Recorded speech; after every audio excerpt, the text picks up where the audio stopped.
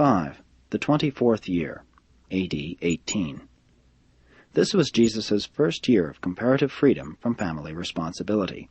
James was very successful in managing the home, with Jesus' help in counsel and finances. The week following the Passover of this year, a young man from Alexandria came down to Nazareth to arrange for a meeting later in the year between Jesus and a group of Alexandrian Jews at some point on the Palestinian coast. This conference was set for the middle of June, and Jesus went over to Caesarea to meet with 5 prominent Jews of Alexandria, who besought him to establish himself in their city as a religious teacher, offering as an inducement, to begin with, the position of assistant to the Chazan in their chief synagogue. The spokesman for this committee explained to Jesus that Alexandria was destined to become the headquarters of Jewish culture for the entire world, that the Hellenistic trend of Jewish affairs had virtually outdistanced the Babylonian school of thought.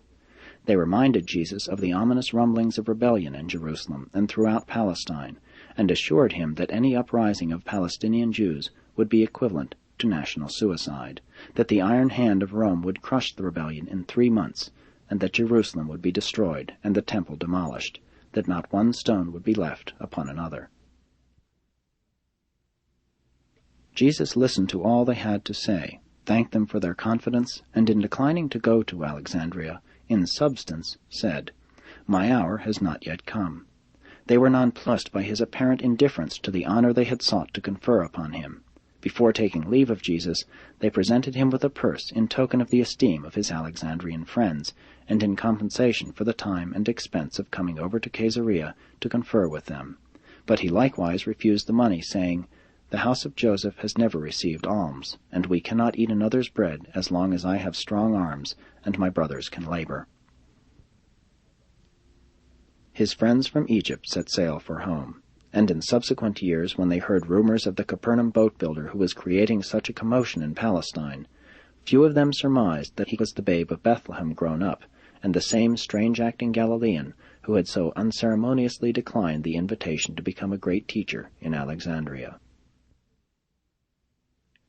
Jesus returned to Nazareth.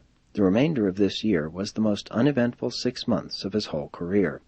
He enjoyed this temporary respite from the usual program of problems to solve and difficulties to surmount.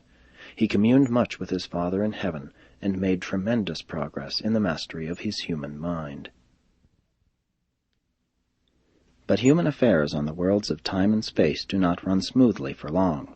In December, James had a private talk with Jesus, explaining that he was much in love with Esther, a young woman of Nazareth, and that they would sometime like to be married if it could be arranged.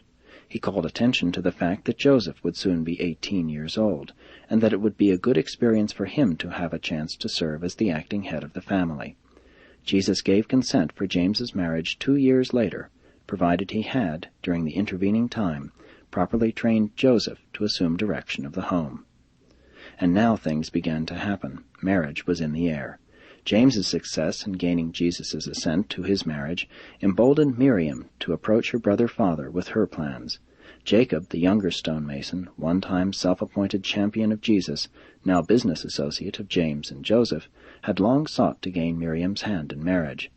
After Miriam had laid her plans before Jesus, he directed that Jacob should come to him making formal request for her, and promised his blessing for the marriage just as soon as she felt that Martha was competent to assume her duties as eldest daughter. When at home, he continued to teach the evening school 3 times a week, read the Scriptures often in the synagogue on the Sabbath, visited with his mother, taught the children, and in general conducted himself as a worthy and respected citizen of Nazareth in the Commonwealth of Israel.